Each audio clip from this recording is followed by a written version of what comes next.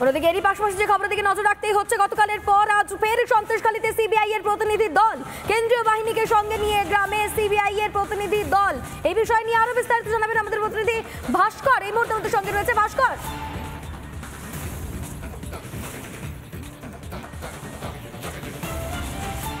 একেবারে লুমকি, দেখো এই মুহূর্তে সন্দেশখালী থেকে একটা হিন্ট দিয়ে রাখবো যে সিবিআই, সেই সিবিআই এর যে তদন্তকারী দল, সেই দল আরও একবার সন্দেশখালীতে, এবং গতকালকে আমরা দেখেছিলাম সিবিআই এবং এনএসজির যে যৌথ অভিযান, সেই অভিযানে একাধিক অস্ত্র উদ্ধার হয়েছিল।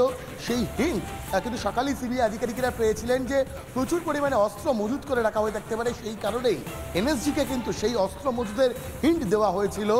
তারপরে এনএসজির যারা আধিকারিকরা, এনএসজি যারা জওয়ানরা, তারা কিন্তু সেখানে অপারেশন করেন, এবং তার পরবর্তী ক্ষেত্রে আজকে আবারও সিবিআই অফিসাররা তারা শেখ শাহজাহান এবং তার বাহিনীর আরও নানান কুকীর্তির হিন্ট পেয়ে কিন্তু কেন্দ্রীয় বাহিনীর জওয়ানদেরকে সঙ্গে নিয়ে সন্দেশখালীর বিভিন্ন অংশে তারা ঘুরলেন।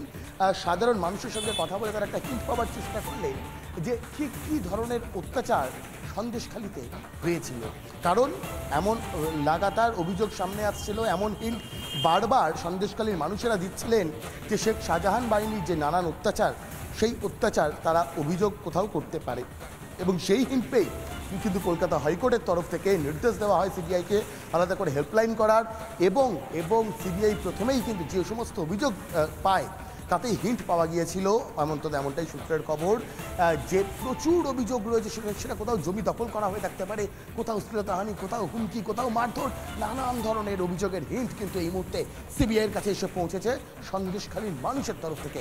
আর সেই হিন্ট পেয়েই আরও একবার সন্দেশখালীতে সিবিআইয়ের তদন্তকারী দল আরও বেশি করে হিন্ট পাওয়ার চেষ্টা করছেন যে আর কারা কারা এই শেখ শাহজাহানদের সঙ্গে জড়িয়ে ছিল। সেই হিন্টের খোঁজেই লাগাতার কিন্তু জিজ্ঞাসাবাদ, এমনকি যারা অভিযোগকারী তাদের কাছ থেকেও তাদের সঙ্গে দেখা করেও সামনাসামনি আরও বিস্তারিত অভিযোগটা তারা জানতে চাইছিলেন, কারণ সামান্য হিন্ট শুরুর দিকেই ছিল, পরবর্তী ক্ষেত্রে সেই হিন্ট ক্রমশই বড় আকার ধারণ করতে থাকে, কারণ একের পর এক একাধিক মানুষ হিন্ট দিচ্ছিলেন কীভাবে তাদের ওপর অত্যাচার করা হয়েছে। তারপরে সিবিআই অন্তত এই মুহূর্তে হিন্ট দিচ্ছে যে প্রত্যেকটি অভিযোগের তদন্ত কিন্তু একেবারে তীব্র গতিতে হবে।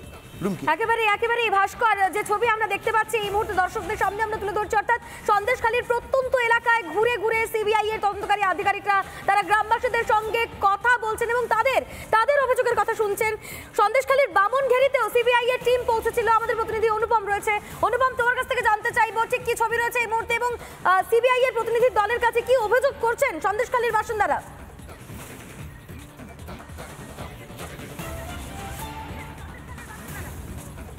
দেখো, সন্দেশখালীতে সিবিআই এর টিম যখন এসে পৌঁছায় তখন তারা প্রত্যন্ত গ্রামের মধ্যে পৌঁছে যায়, এবং 14 নম্বর যে গেরি, যেখানে শেখ শাহজাহানের ডেরা বলে পরিচিত, সেখানে সিবিআই এর টিম পৌঁছায় এবং গ্রামবাসীদের সাথে কথা বলে।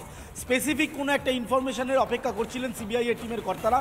সেই ইনফরমেশন তারা গ্রামের একজন মানুষের কাছে নিয়েছেন বলে প্রাথমিকভাবে ছবি দেখে যা বোঝা যাচ্ছে। এখন সিবিআই এর টিম এই সমস্ত লোকেশনগুলোতে পৌঁছতে যাচ্ছে।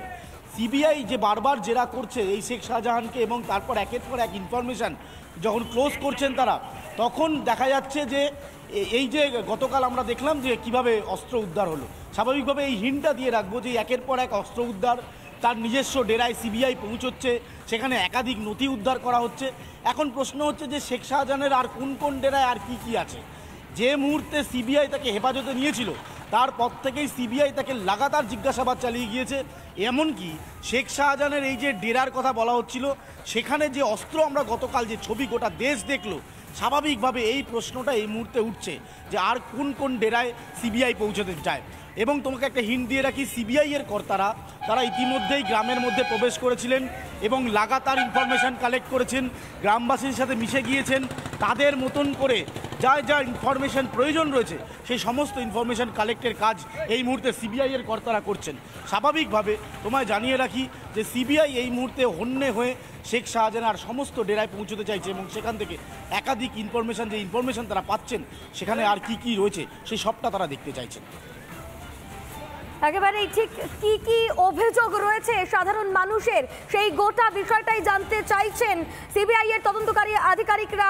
একের পর এক ছবি আমরা আপনাদের সামনে তুলে ধরছি, এবং আমাদের একাধিক প্রতিনিধি আজও সন্দেশখালীতে রয়েছে, সেখান থেকে সমস্ত যে তথ্য সেই তথ্য আমরা আপনাদের সামনে তুলে ধরছি। আজও সিবিআই এর তদন্তকারী আধিকারিকরা তারা পৌঁছেছেন সন্দেশখালীর প্রত্যন্ত যে এলাকাগুলো, সেই এলাকায় তারা ঘুরছেন, তারা কথা বলছেন সাধারণ মানুষের সঙ্গে।